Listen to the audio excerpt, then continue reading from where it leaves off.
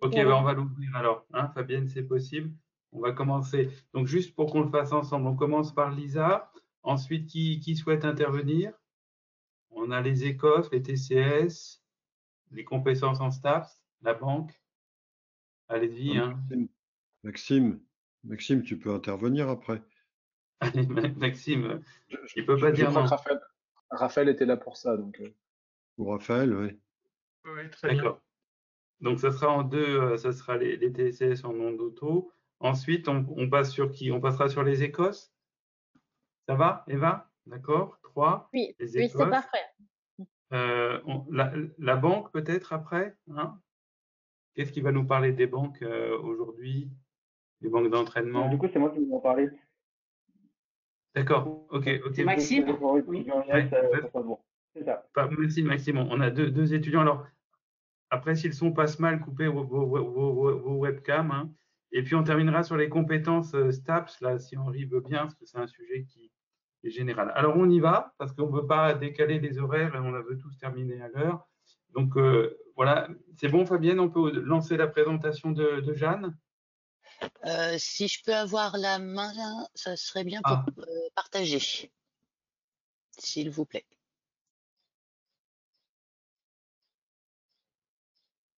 ok. Sinon, Jeanne, tu fais à Merci. là, hein, voilà. Ouais, voilà, parfait. C'est bon, c'est parfait. Oui, donc, alors bonjour à tous. Tout d'abord, parce que ce matin, on était en cercle plus restreint. Donc, effectivement, on a présenté, enfin, il y a eu la présentation, donc l'atelier du LISA ce matin, donc avec le professeur Mouton, le professeur Palombi et Madame Grangera. J'espère réussir à tout synthétiser rapidement. C'est pas facile en une diapositive, parce que les débats étaient riches. Simplement, donc, pour reprendre un petit peu du point de vue des étudiants, il y a une forte attente sur le livret de suivi des apprentissages, donc le LISA, parce que c'est un outil donc, qui sera gratuit en ligne. Donc ça, c'est quelque chose qui est particulièrement important dans un contexte de précarité étudiante.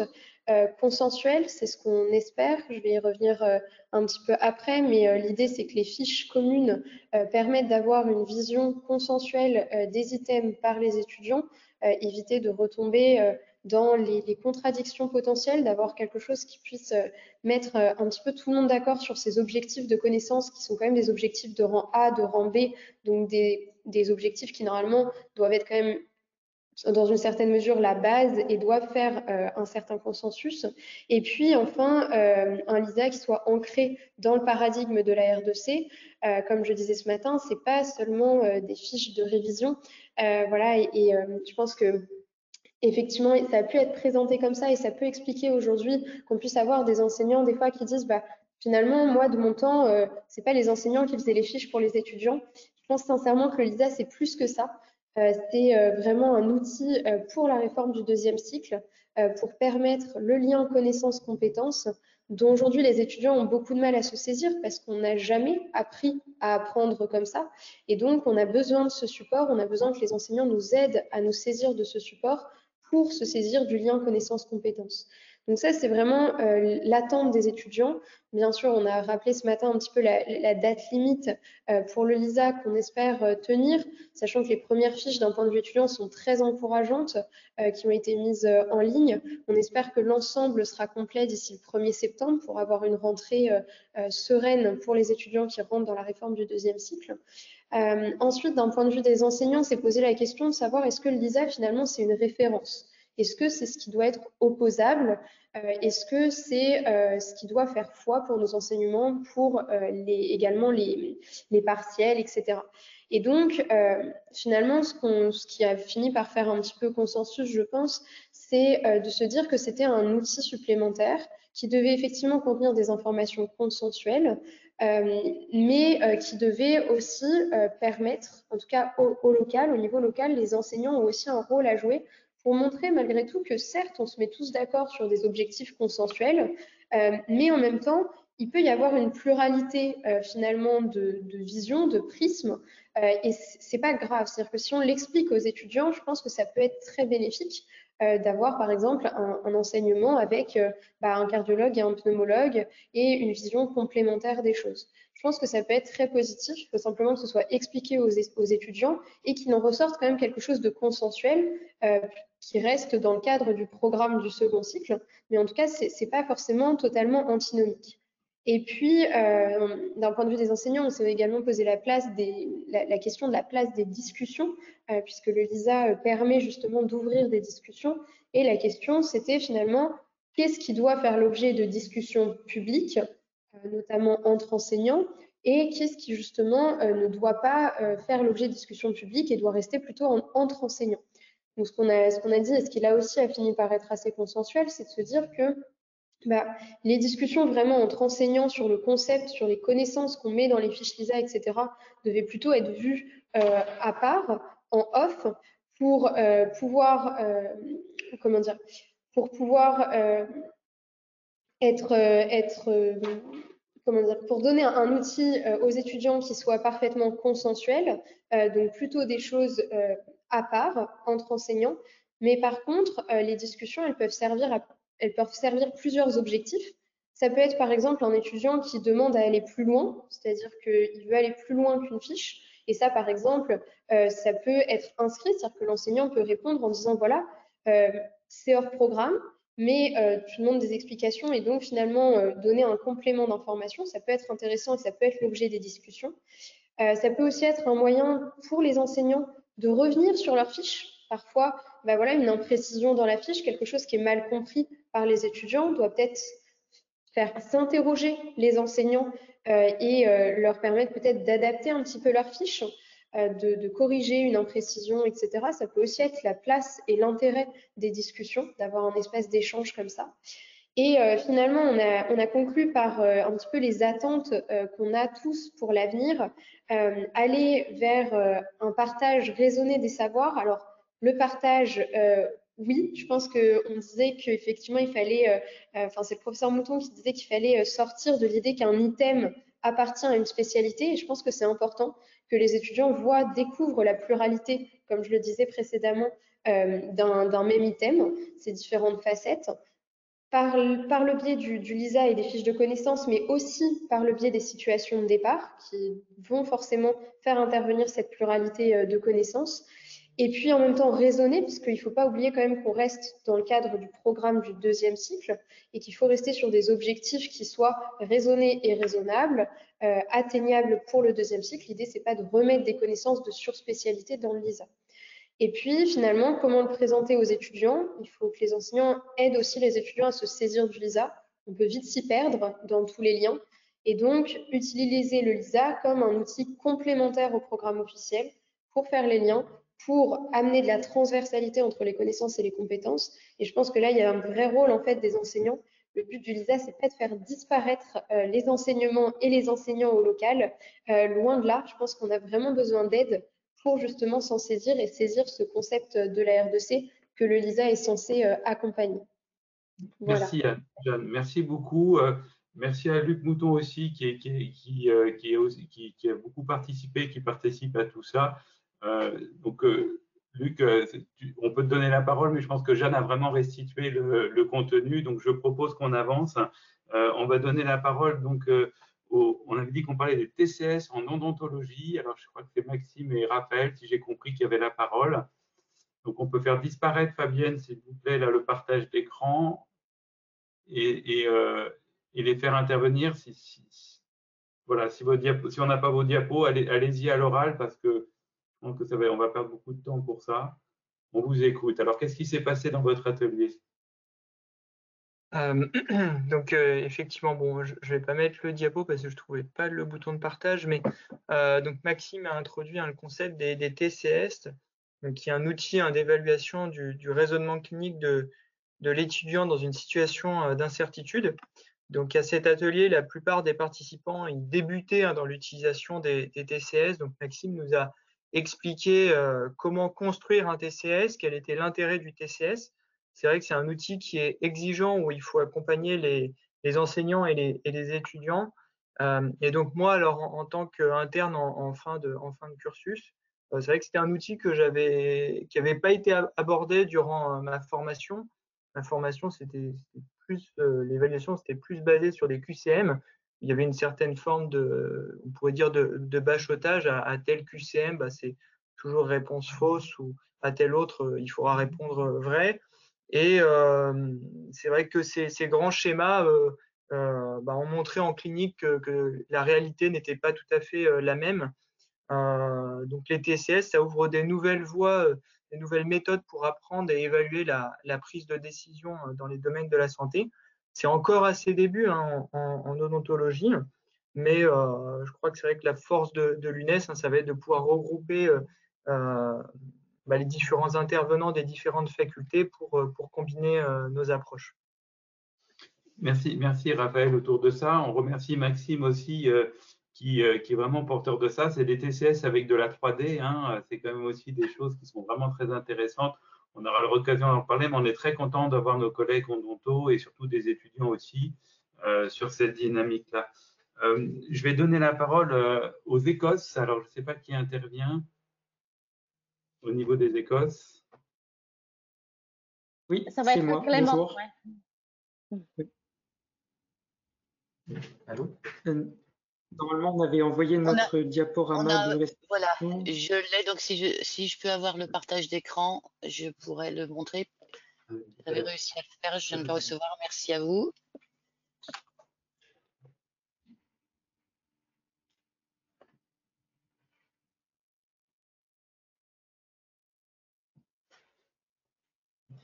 Oui, donc je me présente rapidement. Donc je suis donc Clément Dagorn, étudiant en 4e année, référent étudiant UNES auprès de la NEMF.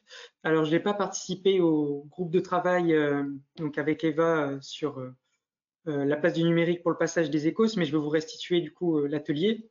Donc c'est une plateforme de formation donc à l'Écosse qui a été créée en collaboration entre l'UNES et la conférence des doyens. Donc le but, c'est d'avoir 4 parcours différents, donc un tuteur examinateur, un pour les formateurs de patients simulés, un autre pour les patients simulés et un autre pour les étudiants moniteurs. Ce dernier parcours, en fait, c'est pour les facultés qui organiseraient des Écosses, des entraînements aux Écosses par les pairs. Et donc il sera créé dans les prochaines semaines en collaboration notamment avec la NEMF et un petit groupe d'étudiants. L'objectif donc de cette plateforme, c'est globalement de proposer des outils de formation à la fois aux enseignants, aux étudiants et également aux scolarités dans la mise en place des Écosses, l'organisation des parcours, le recrutement des patients standardisés et également aussi d'homogénéiser la formation des enseignants dans le cadre de la R2C et dans l'optique des Écosses nationaux qui auront lieu en 2024 pour les premiers. Et donc, il regroupe des supports pédagogiques téléchargeables gratuitement, donc pour les enseignants, enfin pour tous ceux qui peuvent avoir accès, donc de la bibliographie, des fiches mémo, etc. Également des banques vidéo où on peut voir des entraînements aux Écosses. Également, donc cette plateforme sera mise à disposition donc pour la rentrée universitaire et dès qu'elle sera mise à disposition, la plateforme sera bien sûr adaptée aux besoins des apprenants, que ce soit les étudiants, les enseignants, etc. Un grand merci. Alors, un grand merci hein, Clément pour ça, puis Eva aussi. C'est un travail extraordinaire qui a été fait de préparation de formation des enseignants. Ça va concerner tous les domaines de l'UNES et toutes les composantes. Donc, un grand merci pour ça et je suis sûr qu'on va en rediscuter. Je propose qu'on bascule sur les banques. Voilà, donc peut-être mettre soit on a la diapo de Maxime, soit il le fait a cappella. Je le fais a cappella, du coup, je ne reprends pas le diapo. Du coup, donc, on a parlé ce matin donc, des banques d'entraînement pour les étudiants. Donc, cette banque a été construite par les équipes de l'UNES en soutien avec notamment les étudiants français comme les étudiants du coup à l'international via la filière UNES internationale. Du coup, pour un petit rappel historique, donc c'est une banque qui a commencé à être construite depuis 2019 avec des premiers retours du coup d'étudiants, notamment sur l'année 2020 et maintenant depuis peu aussi depuis l'année 2021 via des groupes de travail. Du coup, l'objectif c'est notamment de remplacer en fait la banque d'entraînement qui est sur SIDES-TEIA, qu'on connaît tous un petit peu, je pense, ici maintenant, et qui malheureusement, suite à la fin du marché avec TEIA, va fermer le 31 juillet. Donc, dans le calendrier, on peut notamment retenir que cette nouvelle banque d'entraînement, du coup, sera livrée le 31 juillet pour normalement une mise à disposition aux étudiants et aux enseignants pour le tout début août, donc normalement le 1er août si tout va bien. Donc, ce qu'on peut notamment noter en nouveauté, on va dire, pour cette nouvelle banque d'entraînement, c'est l'apparition en fait de statistiques à viser pour les étudiants, notamment pour leur entraînement, une chose qu'on n'avait pas forcément sur SIDES-TEIA. Donc, l'étudiant pourra retrouver notamment la moyenne de ses notes sur les dossiers sur lesquels il s'entraîne, notamment également quel dossier il a pu jouer, lesquels sont encore à jouer, et donc toute une partie statistique et également historique de ces sessions d'entraînement qui pourra ainsi refaire plusieurs fois pour s'améliorer et ensuite diversifier du coup son entraînement en vue de ses examens, également à terme de l'ECNI pour ceux qui le passeront encore, puis des EDN pour les futures promotions qui passeront sous le modèle de la RDC. Alors actuellement, la plateforme est encore donc sous le modèle ECNI, mais à partir donc de septembre, on aura notamment l'arrivée de toutes les anciennes données de chacun des étudiants. Du coup, on a déjà pu faire un test, notamment avec mes données. Le José Louis avait trouvé le moyen d'extraire les données de SIDES-TEIA et de les réimplanter sur SIDES-NG.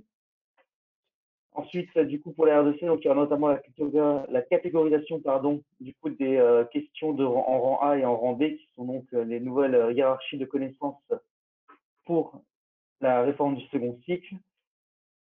Et enfin, on peut terminer donc, sur le fait qu'on pourra rassurer les étudiants qu'on va retrouver tout de même tout ce qu'il y avait avant sur SIDES-TEIA, mais on aura également plein de nouveautés sur lesquelles les étudiants pourront ainsi devenir, je pense, meilleurs quand même pour leur future pratique. Merci Maxime. C'est un vrai sujet des étudiants, hein, cet accès aux annales, cet accès à l'entraînement. Donc effectivement, c'est un outil entièrement dédié qui a été fait et qui est déjà utilisé par nos amis, en particulier en Roumanie, qui l'utilisent aussi. Donc c'est une plateforme qui ne va pas être débuggée là, c'est une plateforme qui est déjà opérationnelle. Je vais laisser la parole peut-être à la partie portfolio. Je ne sais pas qui intervient. C'est la pharmacie, je crois, non? C'est Juliette normalement, mais je ne sais pas si elle est Oui, connectée, c'est bon. Juliette. Si. Il était avec nous tout à l'heure. Allez-y Juliette, on vous écoute sur le portfolio. Oui, donc du coup, ce matin, on a eu la présentation du portfolio de l'UNES qui s'appelle Mediafolio. C'est un outil d'accompagnement pour l'orientation dans le cadre du POP, c'est le projet d'orientation professionnelle en pharmacie, mais ça peut également être utilisé dans d'autres filières et pas que pour l'orientation, ça peut être pour centraliser des documents ou recueillir les compétences acquises par les étudiants. Donc cette année, il a été utilisé pour les étudiants de la faculté de Clermont-Ferrand et de Strasbourg, qui ont pu nous présenter leur utilisation de l'outil qu'ils ont fait pour l'orientation. Donc c'est à la fois personnel, on se connecte avec nos codes d'université, enfin pour les autres outils numériques de l'université, donc c'est assez simple. Et c'est collaboratif parce qu'il y a des interactions et des échanges avec à la fois les enseignants et les autres étudiants, avec plusieurs fonctionnalités, donc le stockage des documents, un groupe de partage entre les différents utilisateurs de l'outil pour déposer des fichiers, par exemple, de travail ou des fiches métiers. Et avec un outil qui s'appelle l'outil des rendus, où en fait l'étudiant peut déposer comment dire, le travail qui lui a été demandé et l'enseignant peut voir les outils, les travaux qui ont été rendus avec un statut de à valider ou déjà corrigé et des rappels pour les étudiants des travaux à rendre. Et donc dans ce cadre de l'orientation spécifiquement, les étudiants ils sont amenés à déposer des CV, des lettres de motivation, des fiches de retour de progression de leur orientation, comme des fiches sur des conférences auxquelles ils ont assisté, des rencontres avec des professionnels ou tout autre document qu'ils jugent utile pour leur orientation professionnelle.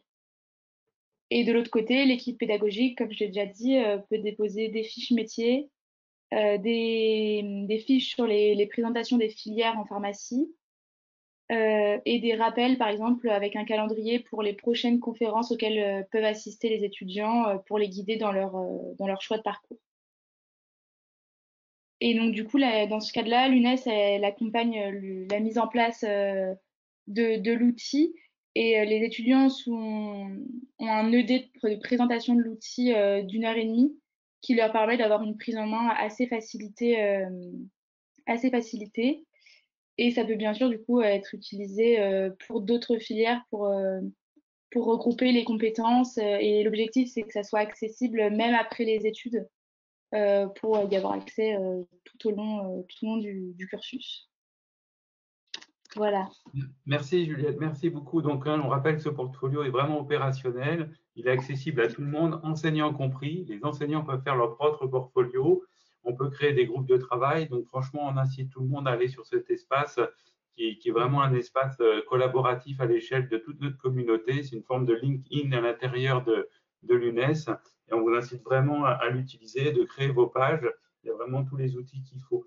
On va terminer avec le dernier retour sur les compétences STAPS, quelque chose d'important aussi. Alors, je ne sais pas quel est l'étudiant ou l'enseignant qui le présente. Une présentation, Olivier, hein, si vous voulez.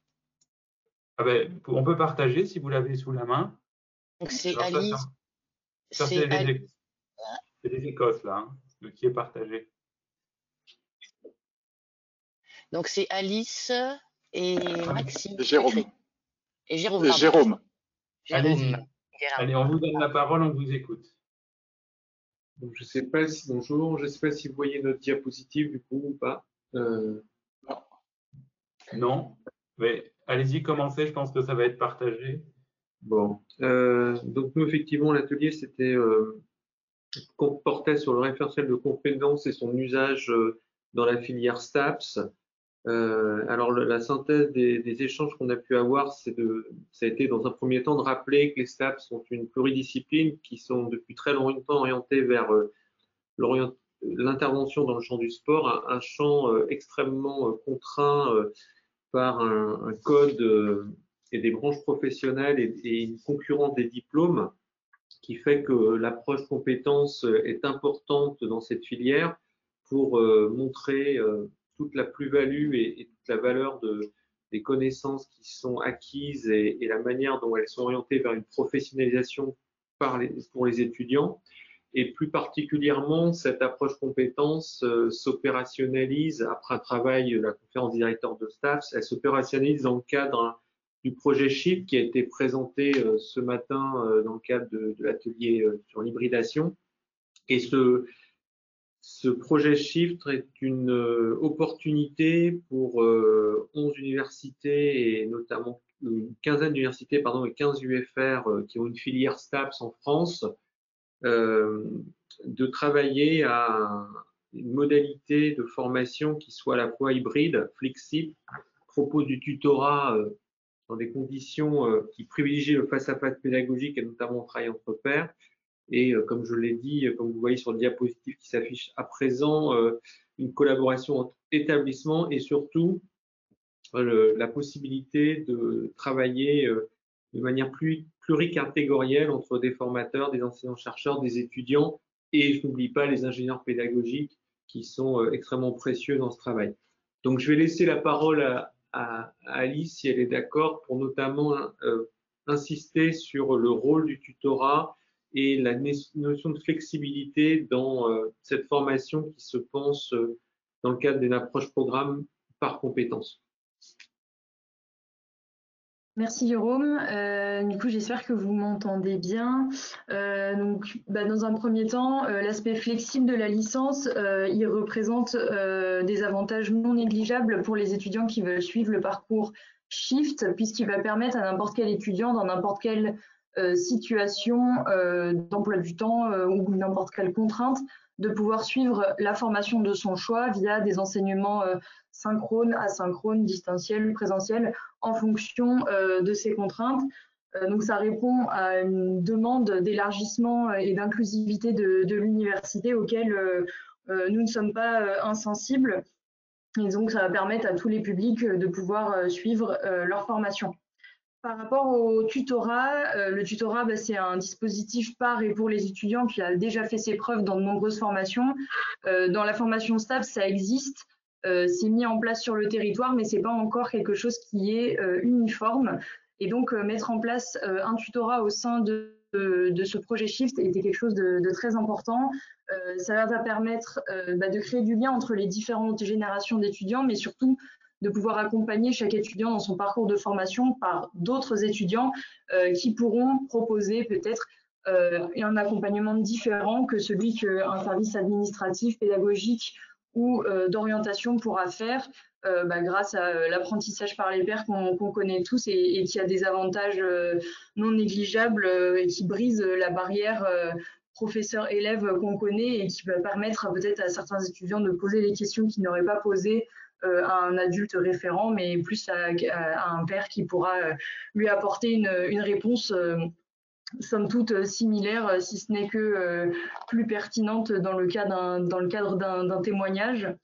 Donc pour conclure, ce projet Shift avait et on souhaite qu'il ait des avantages non négligeables sur la façon dont les étudiants vont prendre conscience de leurs compétences en STAPS et surtout qu'ils puissent s'adapter à n'importe quelle contrainte d'étudiants et que chaque étudiant puisse recevoir l'accompagnement nécessaire pour l'amener jusqu'au diplôme et jusqu'à l'acquisition de ses compétences. Merci beaucoup Alice, merci à chacun de ces témoignages. Je vous fais remarquer que toutes ces questions de pédagogie et de numérique, on les partage, c'est vraiment transdisciplinaire. Je pense que et les présidents des conférences vont intervenir tout de suite là, qui doivent être assez contents de voir justement cette interopérabilité entre nos spécialités. Et donc là, l'UNES est aussi très contente de voir combien les investissements de chacun dans chaque domaine nous permettent finalement d'avancer beaucoup plus vite. Donc du coup, je vais me permettre d'avancer dans le programme si vous êtes d'accord. Merci à tous ces intervenants. On va donner la parole à Jean-Luc Dubois-Randé qui est avec nous physiquement et qui va introduire cette dernière séance qui va être importante. Pourquoi? Parce qu'on va pouvoir donner la parole aux différents présidents de conférences et aussi pouvoir parler d'UNES International. Je changerai ma casquette à ce moment-là pour introduire cette séquence sur UNES International. En regardant le planning, j'ai l'impression qu'on risque de dépasser un petit peu, mais vraiment, je vous invite à rester jusqu'à les sujets autour d'UNES International, parce qu'on a des invités prestigieux aujourd'hui qui se sont justement arrangés pour pouvoir être avec nous, et on en est très fiers. Alors Jean-Luc, je te laisse la parole pour un mot et introduire les présidents des conférences. Merci Olivier, donc ça va être très court. D'abord, bravo pour ce travail quand même, qui est un travail qui va construire les facultés de demain dans une ère numérique, mais aussi une ère, et j'entends, qui n'existe que parce qu'il y a une appropriation par les étudiants des différentes réformes. Ça ne peut pas exister autrement, et que les outils numériques, qu'il s'agisse des portfolios, des livrets et autres, ne pourront vivre que s'ils ont l'assentiment des étudiants. Bien sûr, avec l'accompagnement des acteurs enseignants, mais enfin, c'est quelque chose que moi j'ai connu lorsqu'on avait monté la réforme du deuxième cycle.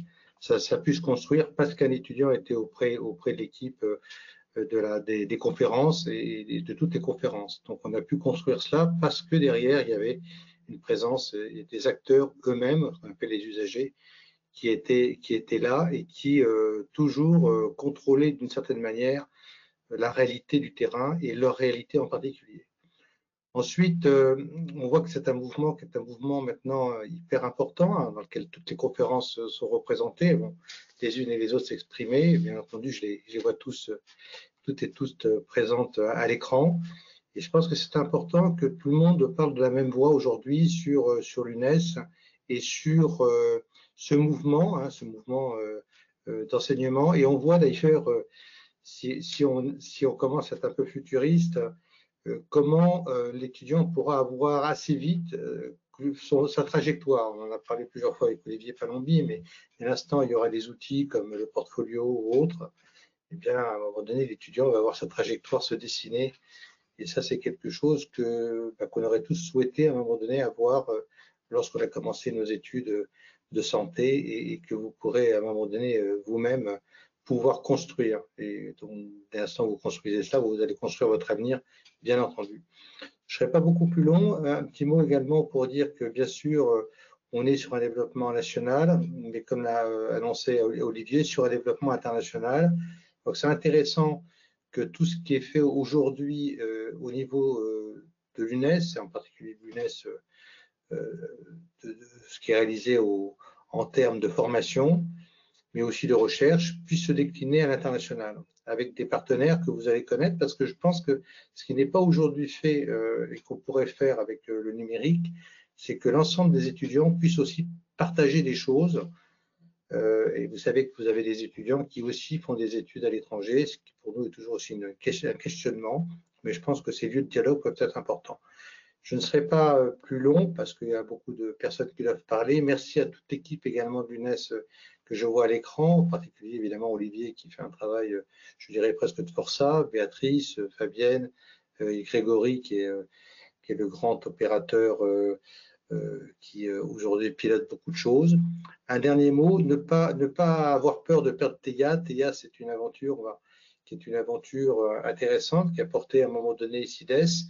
Mais je pense que les possibilités offertes maintenant par les nouveaux outils iront beaucoup plus loin que ce que peut proposer Théa. En tout cas, merci à vous toutes et tous et un coup de chapeau aux étudiantes et étudiants sans qui cette université ne pourrait même pas exister. Merci. Merci Jean-Luc. Donc on va donner la parole aux différents présidents. Je crois que Béatrice, on n'avait pas défini d'ordre particulier. J'ai juste à côté de moi sur l'écran Patrice Dio, la conférence de doyens de médecine. Je lui donne donc la parole. Patrice, c'est à toi. Merci. Olivier, vous m'entendez bien? Très bien. Oui, bonjour à toutes et à tous. D'abord, je voudrais féliciter et remercier l'équipe de l'UNES parce que je vois que c'est à nouveau un grand succès. Je ne m'étonne pas parce que la qualité du programme donnait vraiment envie, je crois, de participer.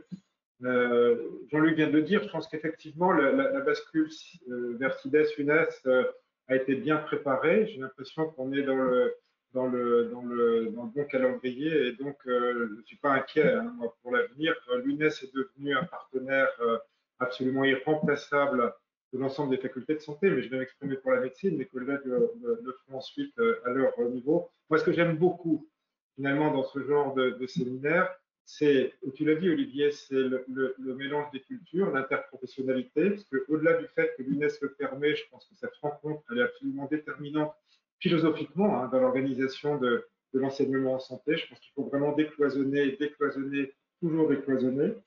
J'ai regretté de ne pas être à l'atelier TCS parce qu'un TCS en 3 dimensions, je ne me représente pas ce que c'est. Donc ça, c'est bien fait pour moi, j'avais qu'à me rendre disponible. Il faut que je vois ça parce que c'est juste génial, je trouve ça. Je trouve que l'ouverture à l'international de l'UNES est également vraiment très importante. C'est nécessaire non seulement de décloisonner les disciplines, mais aussi des pays, se rapprocher les uns des autres. La crise sanitaire nous a montré à quel point s'imaginer replier sur soi-même n'a pas de sens. Et je prends l'image du virus qui circule, mais la pédagogie, elle circule aussi. Et je voudrais, comme vient de le faire Jean-Luc, donner un certain nombre de remerciements. Alors d'abord aux étudiants.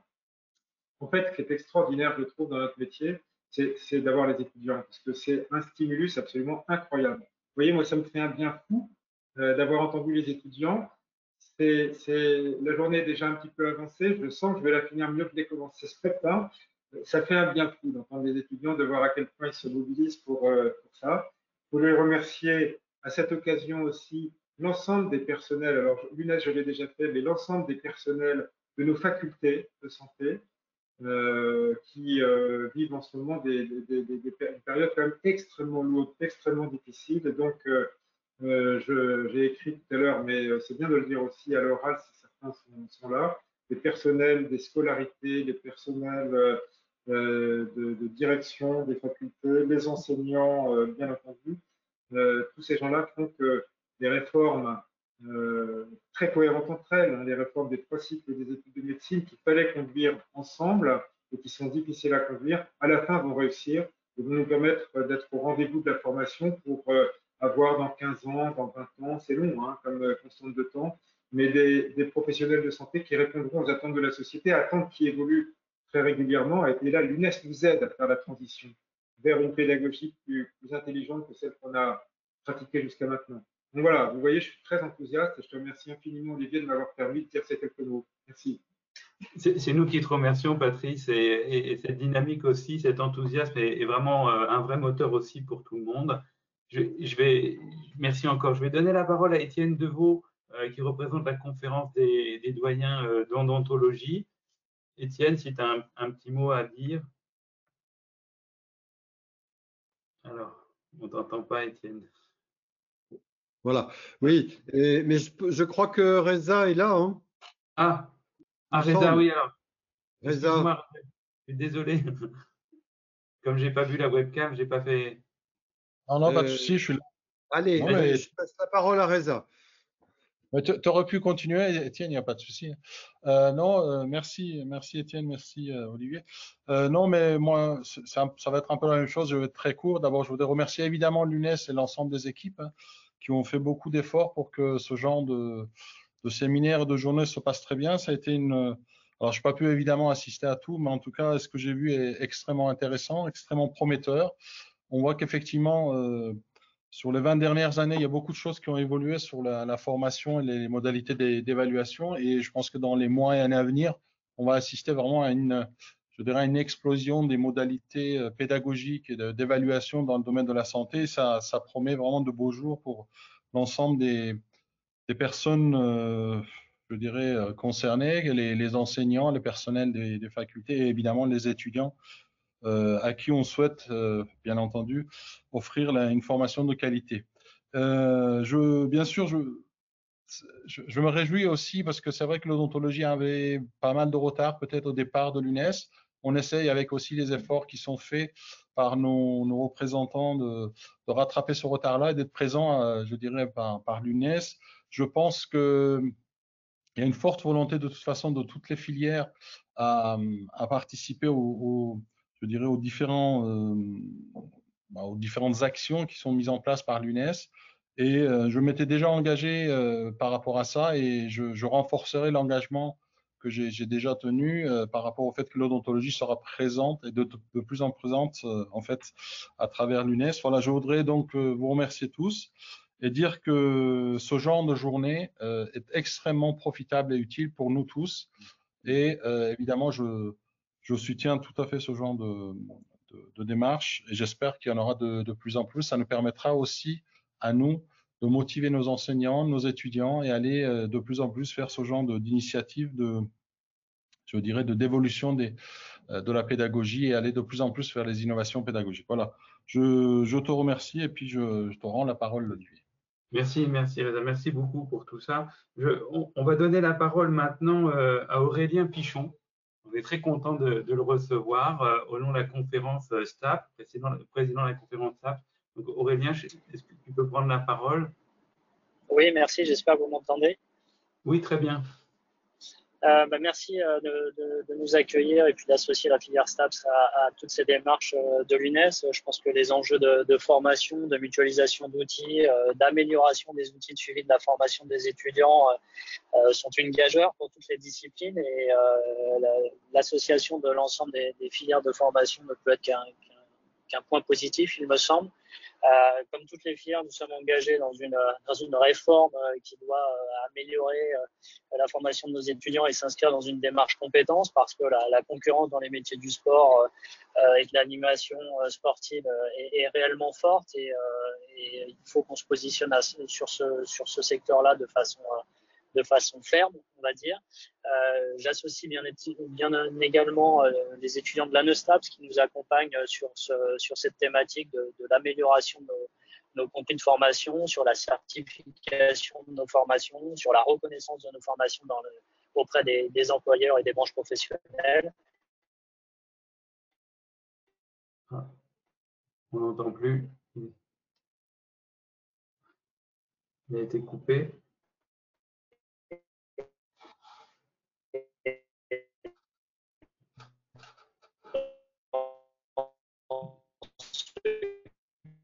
Ça, c'est l'effet Wi-Fi, ça.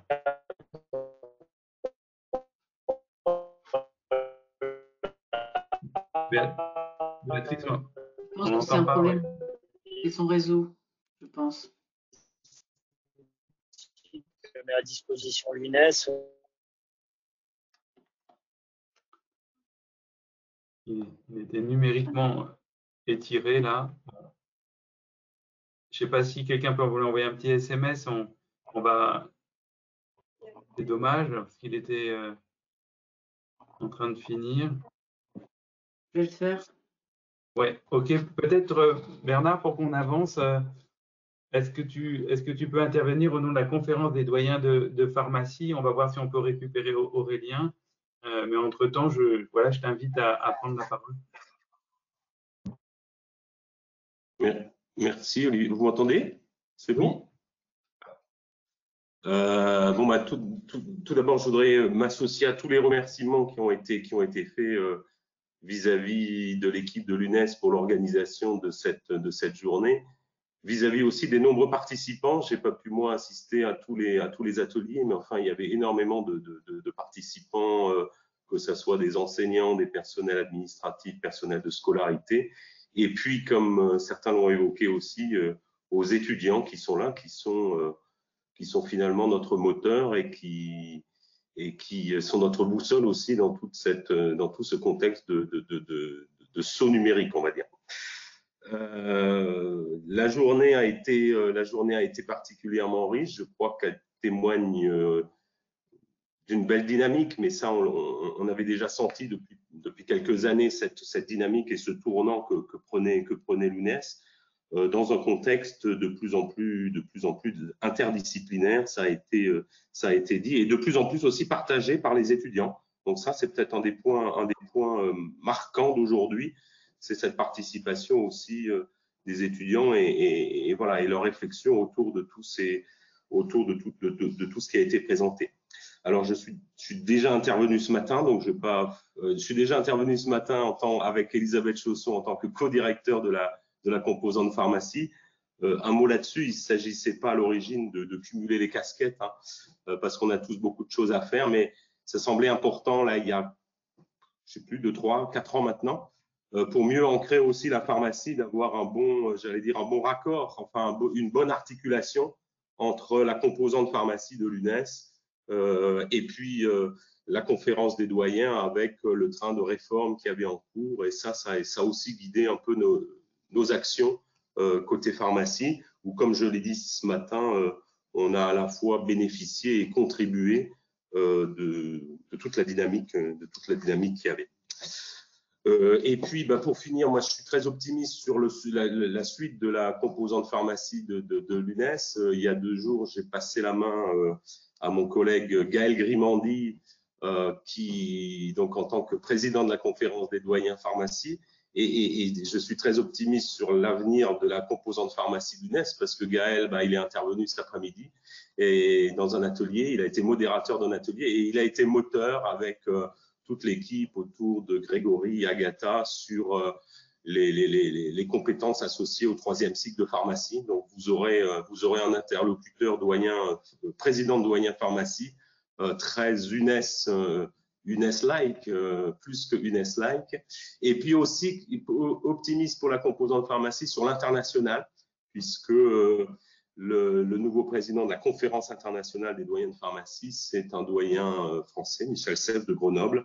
Et je sais qu'il y a déjà des contacts qui ont été pris pour justement mieux développer cette facette internationale. Donc voilà, très optimiste au moment de quitter une casquette, très optimiste sur des gens qui permettront de poursuivre, et sans doute encore beaucoup mieux, bien évidemment, mais de poursuivre cette dynamique de la composante pharmacie avec l'UNES. Merci Bernard, merci à tous les présidents des conférences. Le lien avec les conférences est vraiment fondamental. C'est ce qui fait l'articulation aussi, tant au niveau stratégique et nos liens aussi avec les ministères, mais aussi le lien avec le terrain. Et donc ça, c'est vraiment très important.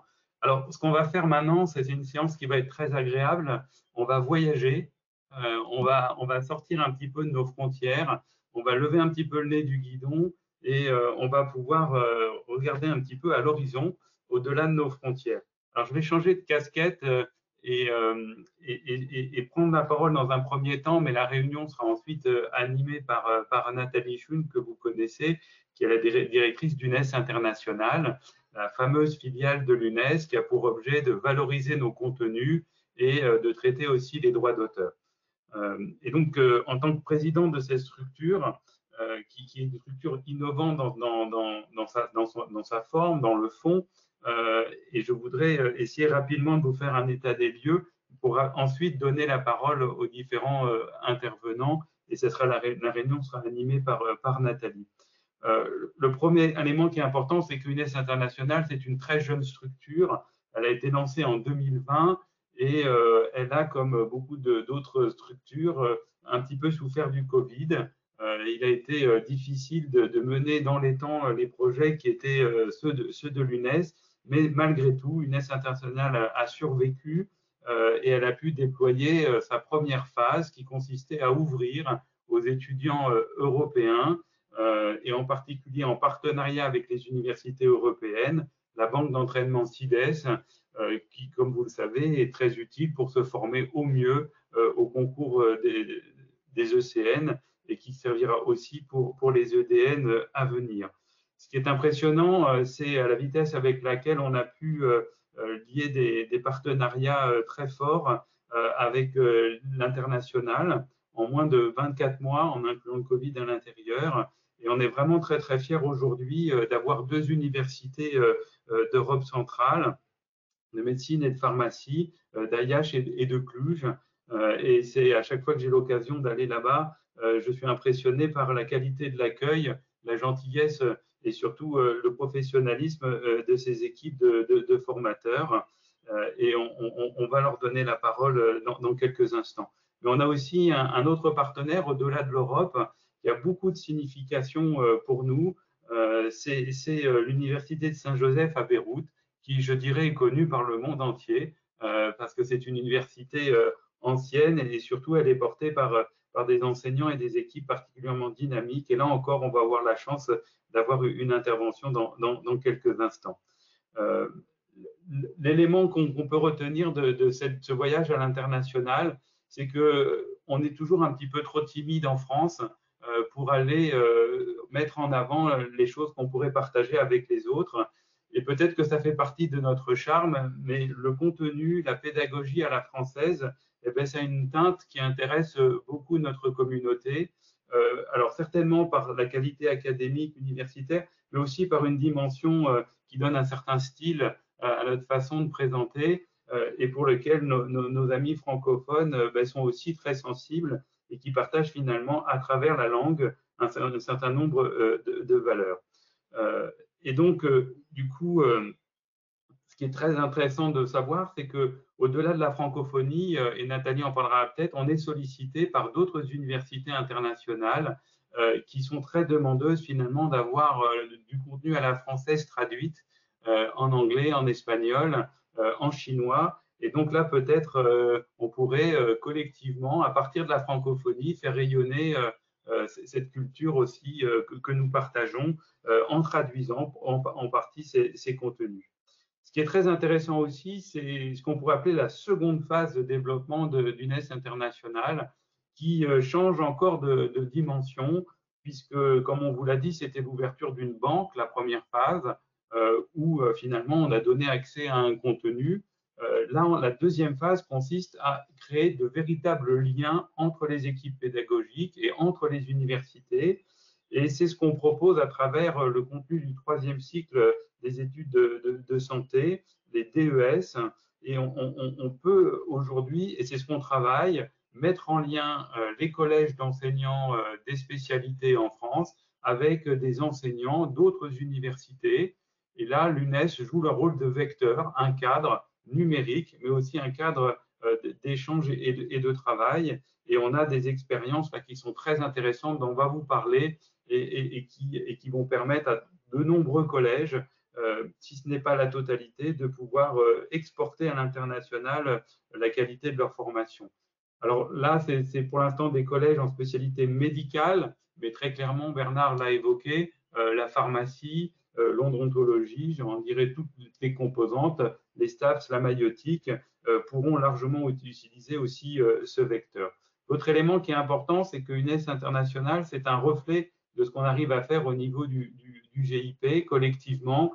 Et on fait des choses assez incroyables avec notre environnement numérique qui est partagé, avec les lacs de données, la recherche qu'on peut faire sur les traces, l'idée d'utiliser, et même c'est déjà le cas aujourd'hui, l'intelligence artificielle pour nous aider encore dans l'amélioration de la pédagogie.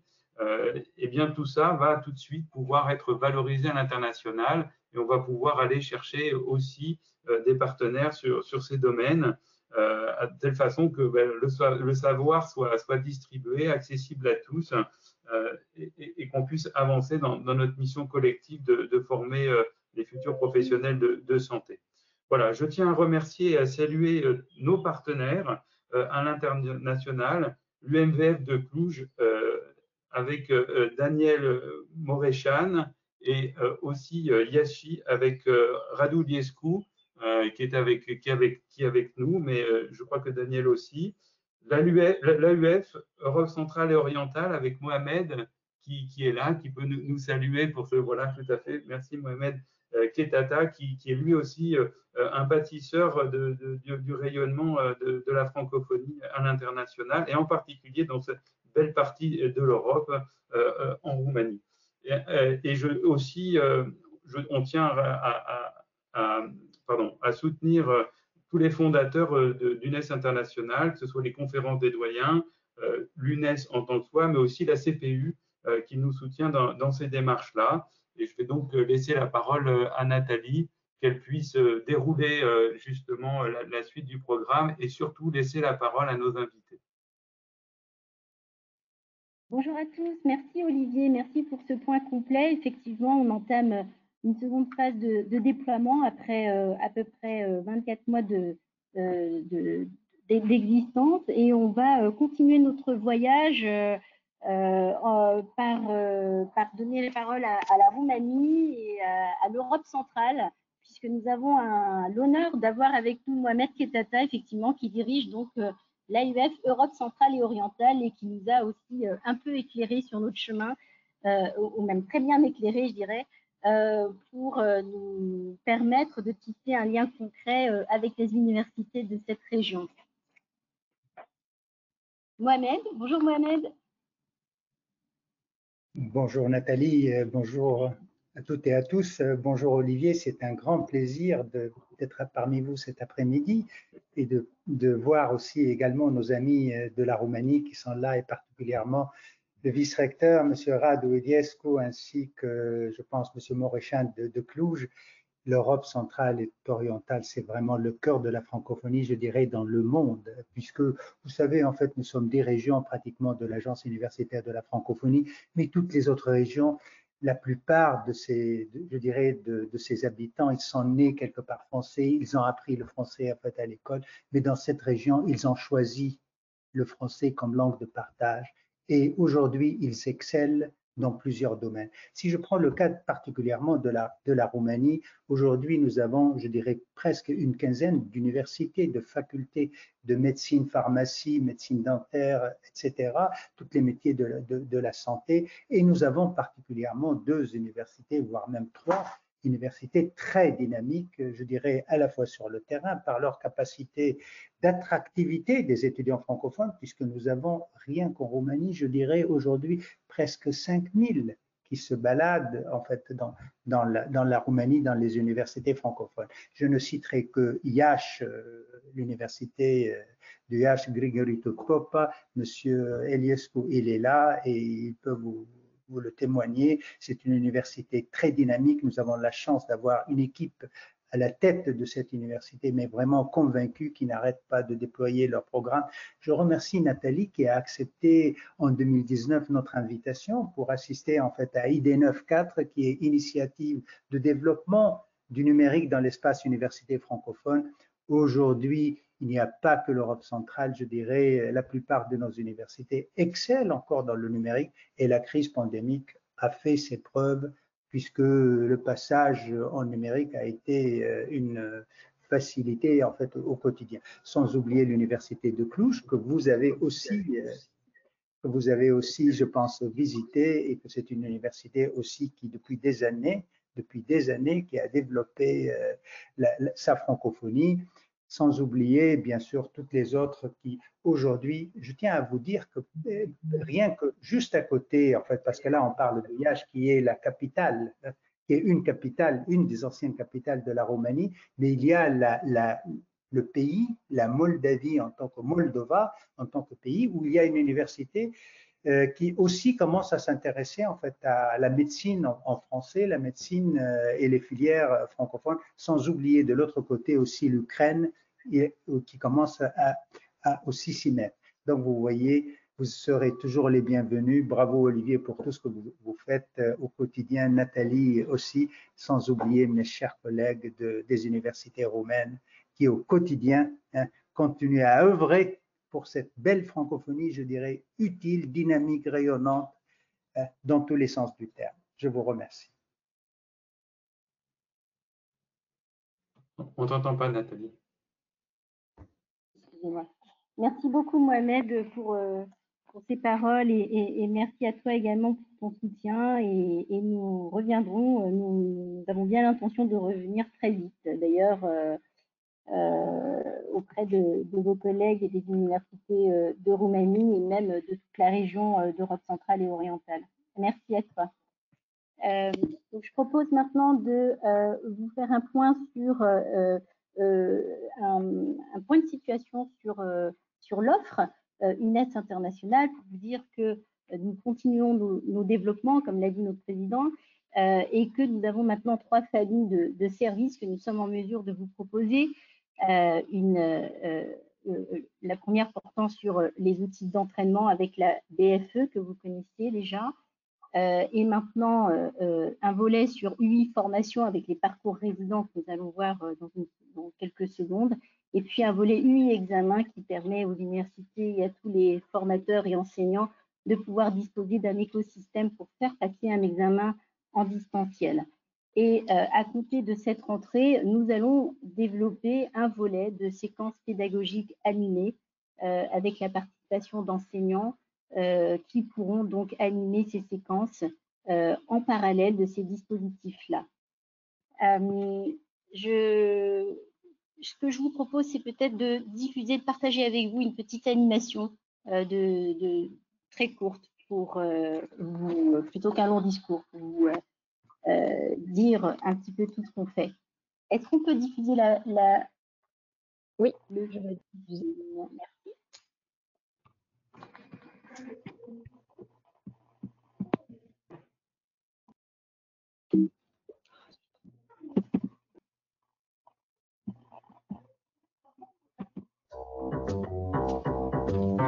Lucie a choisi la Roumanie pour ses études de médecine. Tim est étudiant à Lisbonne et doit réviser pour les ECNI. Dr Dupont, médecin libéral, exerce à Lille. Grâce à UNES internationale, ils accèdent à des milliers d'informations, de cours et d'entraînements, régulièrement mis à jour. Pour s'entraîner aux ECNI, Lucie et Tim utilisent une entraînement qui contient l'équivalent de 580 jours d'examen facultaire. Avec une formation, Dr Dupont actualise et complète ses connaissances en anesthésie-réanimation. Il y a aussi Myriam, professeur à l'université de Beyrouth qui utilise l'examen pour préparer et gérer les inscriptions, l'envoi des notes et des corrections. Un environnement digital, agile et de très haute qualité, assuré par une équipe d'ingénieurs pédagogiques basée à Grenoble et Paris. UNES International, première plateforme numérique des universités françaises pour les acteurs concernés par les savoirs en santé, étudiants et professionnels de santé.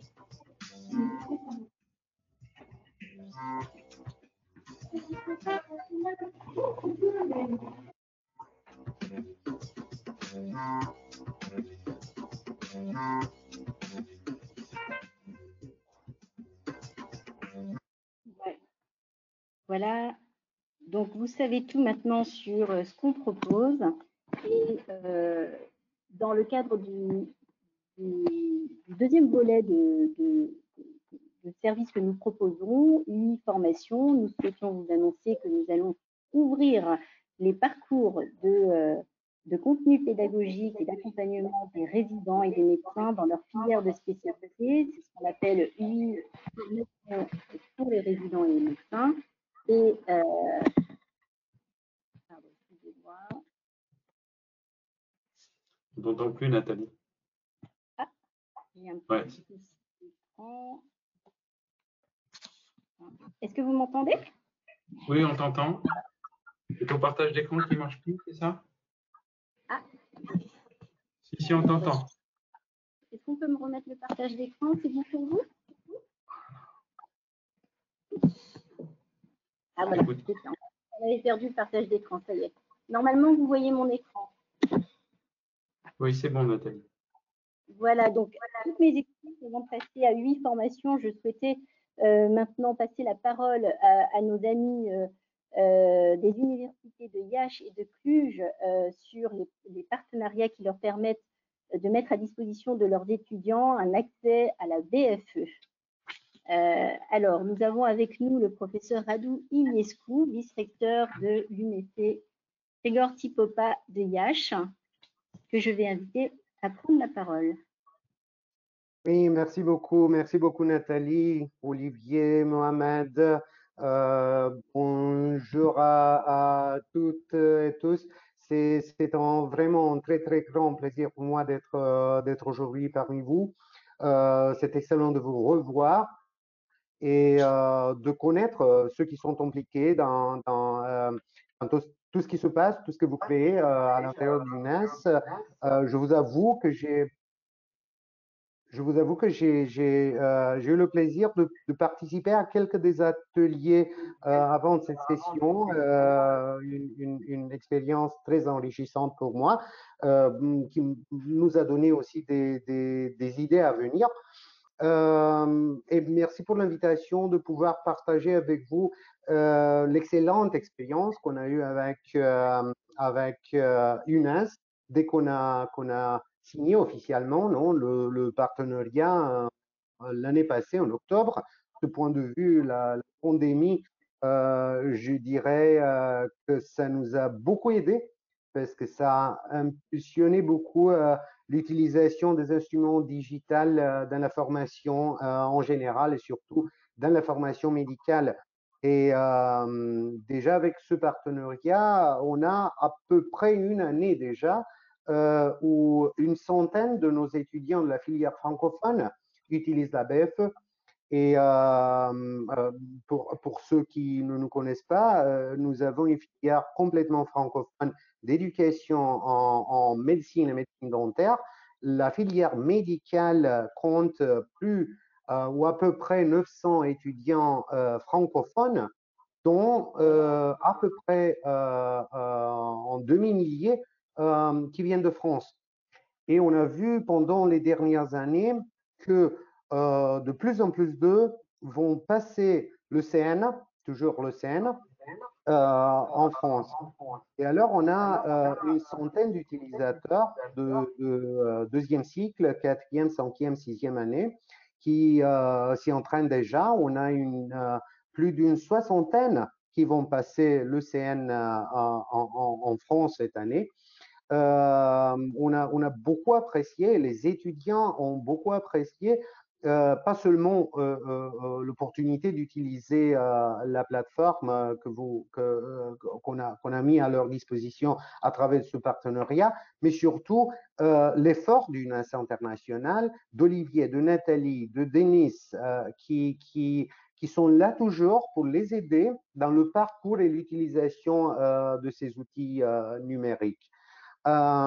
Ces échanges réguliers sont vraiment la valeur qui est apportée par ce partenariat. Je vous avoue que avec l'année passée, on a implémenté un changement de stratégie d'éducation dans notre université qui est beaucoup plus que M. Ketata a déjà mentionné, beaucoup plus orienté sur la francophonie, avec le but d'homogénéiser le parcours éducationnel au début par la filière francophone, dans la filière francophone, avec le contenu, la formation médicale qui est en train d'être réformée en France. On est déjà évidemment des fournisseurs d'éducation médicale francophone pour la France. Beaucoup de nos diplômés vont y pratiquer la médecine, qu'ils soient des citoyens français ou des citoyens roumains ou même des citoyens internationaux, européens ou ailleurs. Et on salue l'initiative que Nathalie nous a présentée, mais c'est encore plus qu'on la salue. On est déjà impliqué dans le début d'un nouveau partenariat sur l'enseignement digital de formation en troisième cycle. On a déjà une vingtaine de professeurs, d'enseignants et de résidents qui l'ont utilisé, testé si vous voulez, dans la spécialité d'anesthésie et réanimation. Et on est en train d'élargir cette utilisation pour des autres spécialités parce que vraiment, c'est une continuation naturelle du partenariat qui vise le deuxième cycle avec la formation en troisième cycle. Et je dois vous avouer qu'il y a beaucoup plus cette année des citoyens français qui ont terminé la fac de médecine ici à Iași, qui ont décidé de faire le résidenat ici en Roumanie avec le but d'aller pratiquer après le résidenat en France. Alors, vous voyez, tout ça, c'est des changements très brusques, si vous voulez, mais bien solides, qui nous soutiennent dans la décision d'aller beaucoup plus loin que l'on est déjà avec le partenariat avec l'UNES. Et avec ça, je vous remercie beaucoup pour tout votre effort et le support continu. Monsieur Mohamed Ketata, merci beaucoup pour l'appui que l'AUF et vous personnellement, qui est un grand ami de notre université, ensemble avec l'ambassade de France en Roumanie, que je dois vous avouer nous a beaucoup soutenu et le fait de nos jours dans ces démarches. Et bon, je vous avoue que personnellement, je me sens beaucoup chez moi dans ces réunions. Merci beaucoup. Bravo Radou et merci beaucoup pour ce feedback. C'est une belle avancée depuis qu'on discute ensemble depuis donc au moins 2019 ensemble. Et donc bravo et vous pouvez compter sur nous pour la suite et notamment effectivement avec l'ouverture des parcours du troisième cycle. Je vais proposer au professeur Rotard qui va parler au nom du professeur Mureșan qui s'excuse pour l'université de Cluj-Napoca de nous dire un mot sur ce partenariat aussi BFE qui, je crois, est très utilisé par les enseignants de votre côté. Bonjour, est-ce que vous pouvez m'entendre? Ouais. Oui. Bon, vous avez mentionné le professeur Mureșan, malheureusement, il n'a pas pu être présent. De toute façon, je me sens très bien dans le contexte de cette conférence, la francophonie. Moi, j'ai appris la langue française avec ma mère chez moi. Donc, cela a débuté dès mon enfance. Moi, je suis gynécologue. De notre point de vue de l'université de Cluj, notre université a beaucoup utilisé la plateforme de UNS, surtout maintenant dans la période de Covid, qui nous n'a pas permis d'aller en France pour faire des DU et tout ça. Et en fait, l'université a donné l'accès aux étudiants et aussi aux cadres didactiques. Et ça les cadres didactiques ont avoué que ça a permis de changer un petit peu la façon d'enseigner, comment faire le but et tout ça, pour avoir une formation, disons, homogène en Europe, dans tous les pays francophones. Nos étudiantes, ça a beaucoup aidé pour ceux qui ont pratiqué, qui vont faire l'internat chez nous en Roumanie ou n'importe où à travers l'Europe. Et aussi, bien sûr, ça a aidé pour préparer les scènes. Et ils se sentent assez bien classés. Parfois, les étudiants français, ils disent qu'ils sont modestes, ils disent ah, c'est bon, j'ai passé. Et donc, ça, l'UNS, c'était un très bon outil. En plus, moi, je regardais un petit peu la conférence et je suis très, très d'accord avec toutes ces directions nouveaux. Et dans la semaine prochaine, le professeur Mourechan va avoir un entretien avec les étudiants pour voir comment ils ont pensé en ce qui concerne cette collaboration et qu'est-ce que l'université peut faire pour les étudiants, pour les aider. L'UNS, c'est une plateforme très, très bonne qui a permis d'avoir accès n'importe d'où.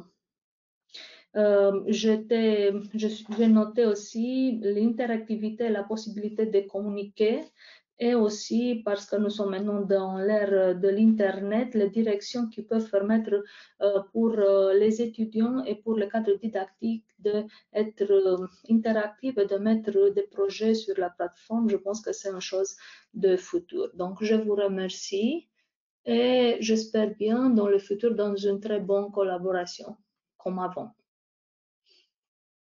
Merci beaucoup, professeur Rotard. Effectivement, on a, à notre agréable surprise, vu que l'outil BFE servait donc non seulement aux étudiants, mais pouvait servir de support pédagogique aussi pour les enseignants. Voilà, c'est super. C'est super, du coup, on voit que c'est multi-usage. Et pareil, donc on viendra vous voir très prochainement, effectivement, pour parler des suites de ce partenariat. On vous attend. Merci de façon beaucoup. physique. Nous espérons que de façon physique, pas sûrement Oui, sur conférence. On espère aussi. On espère aussi. Merci beaucoup. Donc, je vais maintenant vous dire un petit mot sur donc le nouveau service que nous proposons et qui concerne UI Formation avec le lancement des parcours qu'on propose aux résidents et médecins, pas forcément qu'aux résidents, et qui repose sur une collaboration d'une part avec des contenus de cours qui sont mis à la disposition d'UNES.fr par les universités membres d'UNES.fr. Une collaboration aussi avec les collèges nationaux d'enseignants des spécialités qui structurent des parcours à partir de ces contenus et que nous allons ensuite, au travers de l'infrastructure et de la plateforme UNES internationale, proposer aux universités internationales, mais aussi à tous ceux et toutes celles qui souhaitent donc compléter leur formation dans leur filière de spécialité. Aujourd'hui, ce sont les spécialités de médecine que nous proposons, mais nous espérons bien l'ouvrir aussi à toutes les autres filières de santé. Et donc, l'idée, c'est que sous forme d'un parcours, les résidents donc, sont accompagnés avec des contenus de cours dans un environnement progressif à partir d'une simple connexion. Et ce dispositif sera associé à des séquences pédagogiques animées qui seront assurées par des enseignants des collèges de spécialité et aboutira à la livraison d'une attestation de suivi de parcours lorsque un apprenant ou un résident de Beyrouth, de Roumanie ou d'ailleurs aura suivi le parcours et les séquences pédagogiques. Alors, ce dispositif, il a été testé ces dernières semaines auprès de différentes universités et notamment de l'université de Iași. Et donc, on souhaitait partager avec vous les témoignages de cette université avec le docteur Lungu, je ne sais pas si je prononce bien, je crois est bien présente avec nous. Oui, ça va. Le docteur Boca. Alors, je donne la parole pour nous dire ce que vous avez pensé du parcours d'anesthésie et de réanimation, puisque c'est ce parcours de spécialité que nous avons ouvert depuis quelques semaines. Bonjour, j'espère que vous m'entendez bien. Je ne sais pas si vous me voyez. Tout chez moi marche bien, mais je ne sais pas. Désolée si ça marche très bien. Je m'appelle Lungol Gutsa, je suis médecin spécialiste en anesthésie réanimation et aussi je travaille à l'université Grigorete Popadiaș, Roumanie. Je suis assistant universitaire depuis quelques années. Et j'ai eu la possibilité en juin d'utiliser votre plateforme. En fait, pour moi, c'était une très bonne expérience que je pense, je pense que tous les professeurs de l'université qui travaillent avec tous les étudiants, pas forcément les étudiants français, doivent avoir accès, parce que c'était des cours au jour avec des notions très récentes. Et aussi pour moi, c'était très intéressant parce que même pendant la pandémie, mais avant, il y a un contact avec le professeur, avec l'étudiant. Donc, il y a des vidéos, il y a des audios sur les cours et on trouve ça très, très utile. Après ça, la plateforme, c'était très simple à utiliser, très facile à chercher quelques sujets. Et aussi pour moi, la plateforme est très bonne parce qu'on peut nous évaluer ou même les étudiants peuvent se auto-évaluer, voir qu'ils n'avaient pas compris, revenir sur un sujet s'ils ont besoin. Donc, comme j'ai déjà dit, très facile à utiliser. Donc, on vous remercie pour 7 mois et j'espère que nos universités vont collaborer parce que la communauté des étudiants français élargit à chaque année. Donc, je pense que c'est une chose de futur pour approfondir toutes les notions de soins intensifs, mais aussi pour les autres disciplines. Merci beaucoup. Merci beaucoup, docteur. Merci beaucoup pour ce retour. Et donc, on reste en contact effectivement pour merci à vous. Pour la rentrée, effectivement, avec toute l'équipe et tous les autres résidents. Je crois que docteur Roxana Boca n'a pas pu se joindre à nous. Oui, en fait, elle est en garde sur l'ambulance, mais je sais qu'elle est là. Bonjour. D'accord. On est pris par le temps, mais on vous écoute. Avec plaisir. Bonjour, je suis Roxana Boca, interne en 4e année d'anesthésie et réanimation à Iași. Pendant 8 mois, bien sûr, comme les autres collègues, j'ai pu bénéficier de faire les cours sur cette plateforme. Pour moi, c'est une très bonne idée, une excellente idée parce que moi, j'aime bien la France, j'aime bien la langue française. Et parce que aussi les explications des professeurs à chaque fois, à chaque schéma, c'est très important pour comprendre mieux. C'est aussi les PowerPoint sonorisés qui nous permettent d'apprendre le français médical. C'est une bonne idée aussi pour les internes français, aussi pour les internes roumains qui veulent apprendre le français médical et qui est très, très important dans notre métier que les informations sont à jour. Et moi, j'encourage cette plateforme et je suis très, très contente et je vous remercie. Eh bien, merci beaucoup pour ces témoignages. Ils nous touchent énormément. Et donc, je reviendrai donc vers vous, comme je viens de le dire.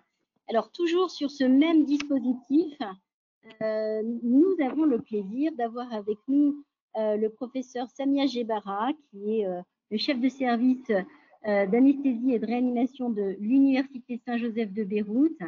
On a aussi avec nous le professeur Julien Potcher, qui est président du Collège national des enseignants en anesthésie et réanimation, et avec lesquels nous avons signé un partenariat pour mettre à la disposition de résidents de l'USJ Beyrouth le parcours d'accompagnement dans leur formation de résidents en anesthésie et réanimation. Et aujourd'hui, on a donc le plaisir de vous annoncer l'ouverture officielle de ces comptes après plusieurs semaines de travail ensemble, de coopération entre les deux équipes pédagogiques au travers de la plateforme UNES International. Alors, je vais donner la parole au professeur Potcher qui va nous dire un mot sur ce dispositif et sur leur collaboration avec l'équipe pédagogique de Beyrouth. Julien, est-ce que vous nous entendez? Oui, très bien. Bonjour Nathalie, bonsoir à toutes et toutes.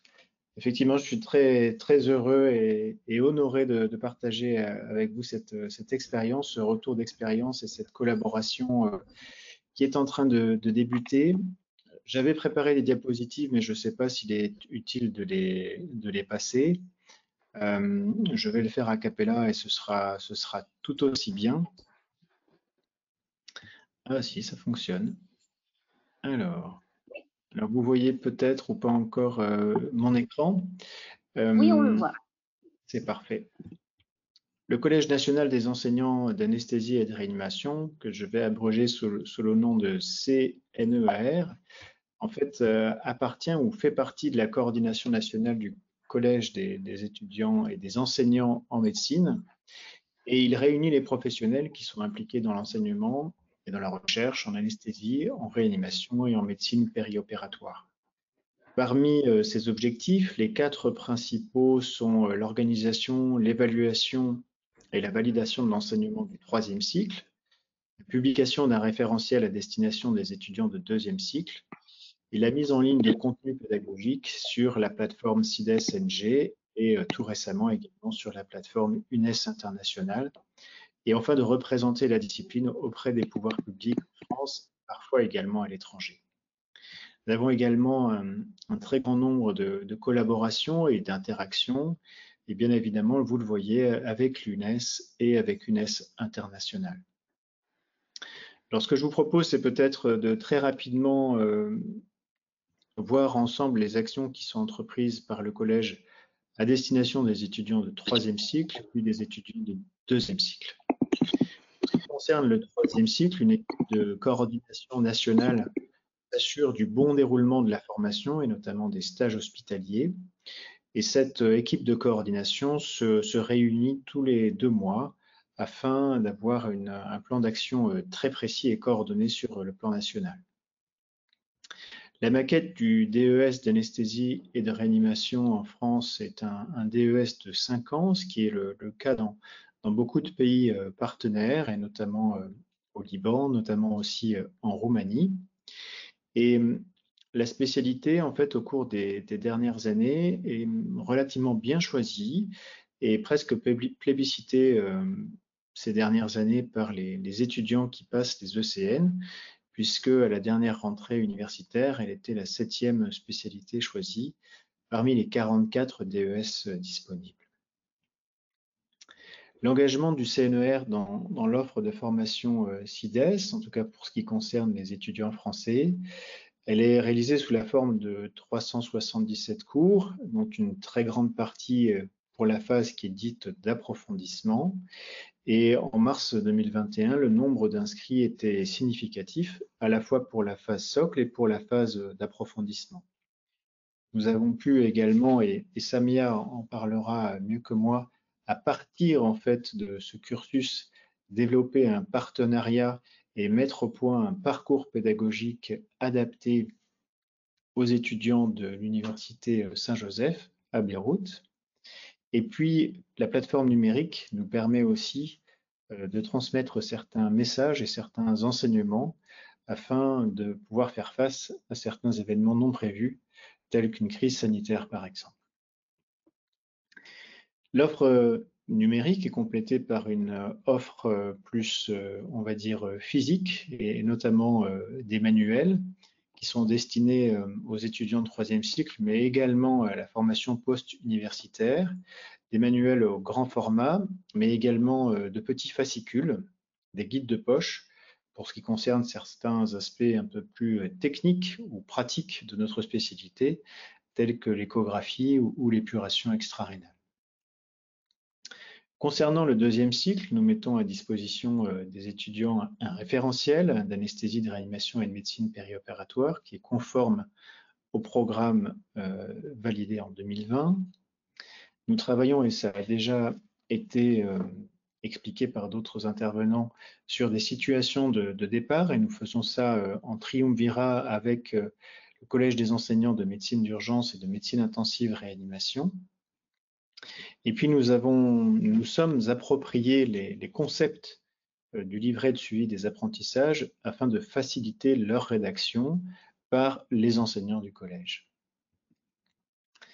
Afin d'aider à l'orientation des étudiants qui ont passé les ECN très récemment, nous avons mis à leur disposition en fait une plateforme d'échange sous la forme d'une chaîne YouTube au cours de laquelle, pendant plus de 2 heures, ils ont pu poser leurs questions à des enseignants jeunes et un peu moins jeunes. Nous mettons également à disposition des futurs internes un tour des France des villes du DES d'anesthésie-réanimation afin que les futurs internes, les futurs résidents puissent se renseigner sur les modalités pratiques, les différents stages d'accueil et la façon dont est réalisé l'enseignement dans les villes universitaires. Enfin, nous sommes particulièrement attentifs à la qualité de vie au travail pour nos internes et donc très récemment, à l'issue d'une étude qui avait été menée par mon prédécesseur, nous avons pu en fait publier des chiffres relatifs aux risques psychosociaux chez les internes de la spécialité. Et nous participons également aux travaux du Centre national d'appui afin de prévenir et d'éviter ces risques psychosociaux. Très récemment, avec les réseaux sociaux, nous avons souhaité augmenter un petit peu notre visibilité pour promouvoir les activités pédagogiques, les ouvrages et les événements auxquels le CNAR participe. C'est donc avec beaucoup de plaisir et beaucoup d'émotion que nous sommes très heureux de partager en fait ces contenus et notamment les diaporamas sonorisés avec les étudiants et les équipes pédagogiques de l'Université Saint-Joseph de Beyrouth. Je vous remercie et je vais donner la parole à Samia. Bonsoir, merci Julien, merci Nathalie pour l'invitation. Est-ce que je pourrais partager mon écran? Parce que j'ai préparé quelques diapos. Nathalie m'a dit 3 minutes, donc ça sera 3 minutes.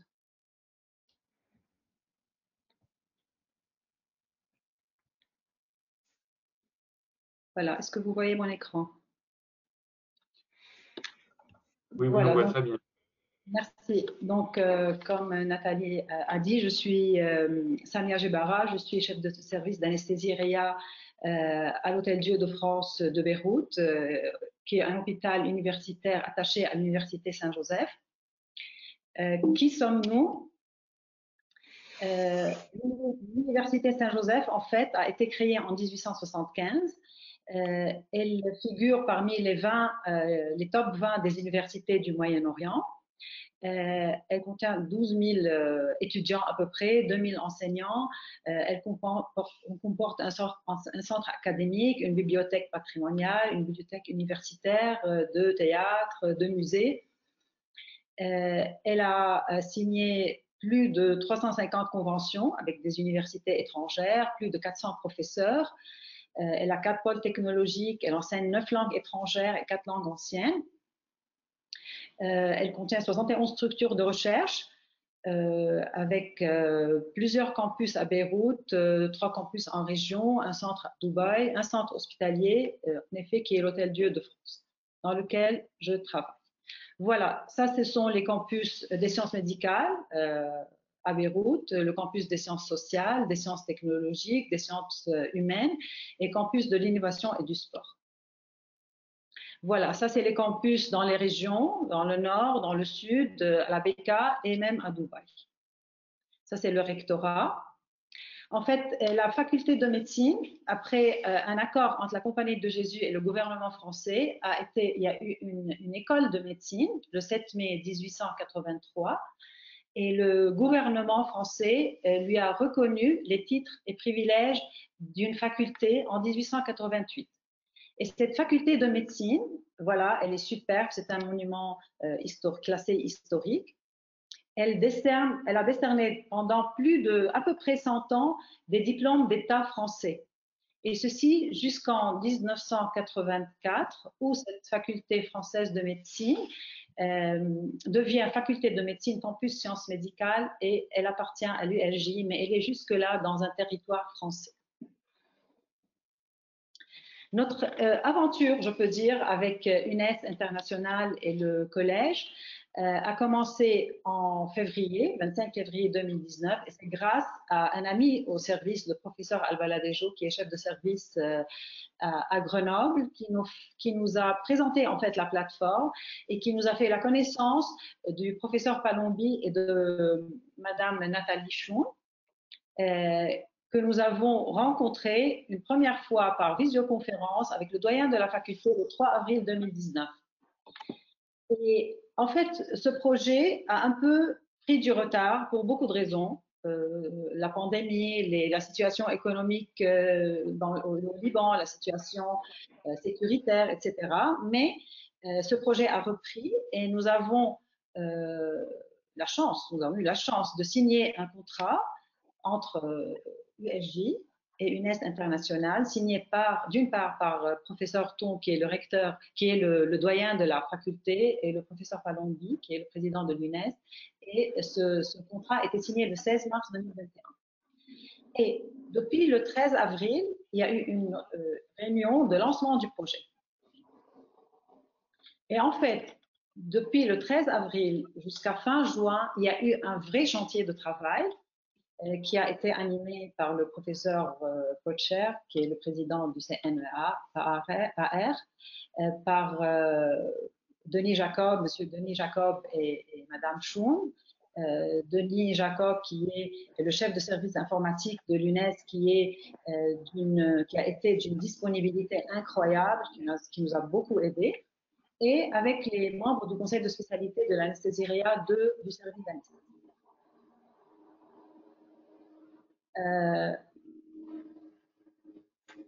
Voilà. Qu'est-ce qu'on a fait? Donc, depuis le 13 avril jusqu'au 30 juin, on a fait plusieurs réunions hebdomadaires avec Denis, durant lesquelles il nous a formés. Il a formé les enseignants de l'USJ à utiliser la plateforme.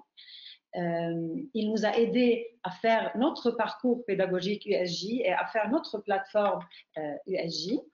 Il y a eu 4 réunions de copil avec le collège, pendant lesquelles il y a eu beaucoup d'échanges pédagogiques. Il y a eu une réunion de présentation de la plateforme, durant laquelle Denis nous a présenté à tous les membres du service interne et médecins de quoi est formée la plateforme et comment on l'utilisait.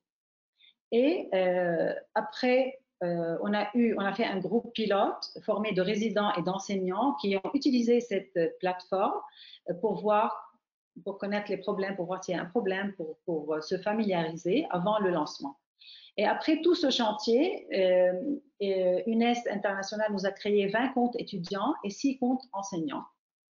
Et voilà, le projet a été lancé le 1er juillet.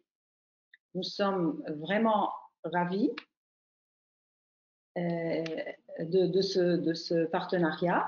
Et durant l'année 2021-2022, UNES International va nous accompagner dans l'utilisation de la plateforme et il va y avoir une collaboration étroite avec le collège, avec des échanges de savoir. Déjà, nous avons prévu plusieurs séminaires pour l'année 2021-2022. Voilà, je termine par remercier UNES International et spécifiquement Denis Jacob et Nathalie Choun qui nous ont beaucoup aidés. Je remercie le professeur Pocher déjà pour son aide et nous avoir permis d'accéder à cette plateforme. Et je ne voudrais pas oublier la société Midis qui nous a aidés à financer ce projet. Et voilà, ça c'est la promotion 2021-2022. Ce sont nos nouveaux internes qui commencent et qui sont absolument ravis d'être les premiers à profiter du lancement de ce beau projet. Merci beaucoup. Merci beaucoup Samia et merci beaucoup Julien. On est ravis de cette collaboration et de ce premier partenariat au Moyen-Orient. On espère que ça va faire des émules et que vous serez vous allez être vus comme les pionniers dans ce nouveau dispositif.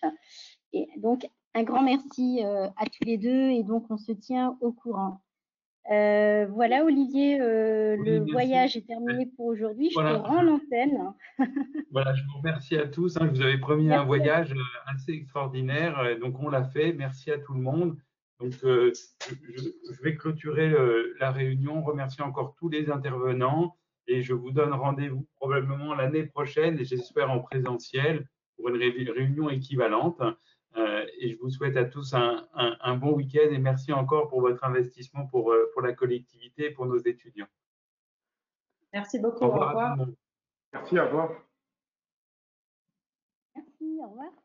Merci, au revoir. Merci beaucoup.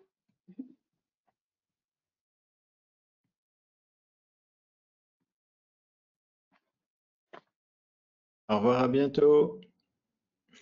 Au revoir.